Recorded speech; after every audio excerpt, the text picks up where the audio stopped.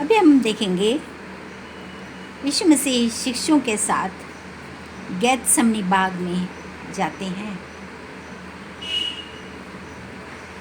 भोजन के बाद प्रभु यीशु मसीह ने कहा कि चलो यहाँ से चलते हैं, और वो अपने शिष्यों के साथ बरसाती नदी किद्रोन के पार गए। वहाँ पर एक सुंदर सा बगीचा था, उसका नाम था गेतसमनी, और वहीं पर जैतून का पहाड़ भी था। यीशु मसीह ने शिष्यों से कहा कि जब तक मैं प्रार्थना करता हूँ तुम यहीं पर बैठो। और 3 शिष्यों को लेकर के वो आगे बढ़ गए और उन तीनों शिष्यों को, पतरस, याकूब और यूहन्ना को थोड़ी दूर पर बिठा करके उन्होंने कहा कि मैं प्रार्थना करने जाता हूँ, और वो और आगे बढ़ गए।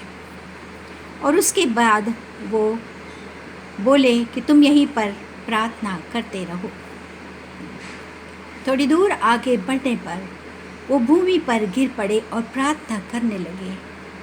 और उन्होंने प्रार्थना में कहा, हे पिता, यदि संभव हो तो ये कटोरा मुझ पर से टल जाए, परंतु मेरी नहीं परंतु तेरी इच्छा पूरी हो। तब स्वर्ग से एक दूत उन्हें अपने पास आता हुआ दिखाई दिया, जो उन्हें शांति और बल प्रदान कर रहा था। और यीशु मसीह और भी वेदना से प्रार्थना करने लगे। बहुत आग्रहपूर्वक वो परमेश्वर से प्रार्थना कर रहे थे, यहाँ तक कि उनका पसीना रक्त की बूंदों की तरह पृथ्वी पर गिर रहा था। उसके बाद वो उठे और पतरस, याकूब और यूहन्ना के पास गए।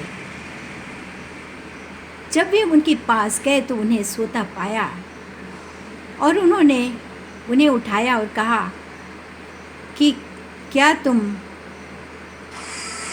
मेरे लिए थोड़ी देर तक और नहीं जाग सकते थे?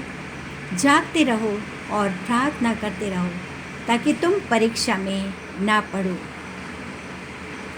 उसके बाद शिष्य उठ गए और फिर से थोड़ी देर प्रार्थना करने लगे और वो सो गए। लेकिन यीशु मसीह फिर आगे बढ़े और फिर उन्होंने घुटने टेक कर अपने पिता परमेश्वर से प्रार्थना की, और उन्होंने वही प्रार्थना दोहराई कि हे पिता, यदि हो सके तो ये कटोरा मेरे पास से हट जाए।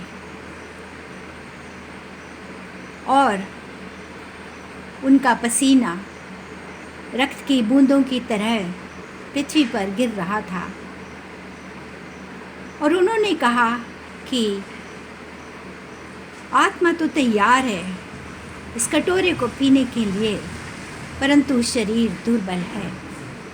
और स्वर्गदूत उनकी सहायता करते रहे और हिम्मत देते रहे।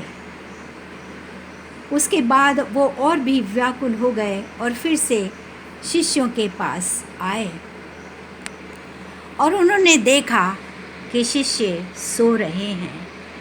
उन्होंने फिर पतरस, याकूब और यूहन्ना से कहा कि देखो, जागते रहो और प्रार्थना करते रहो कि तुम परीक्षा में ना पड़ो।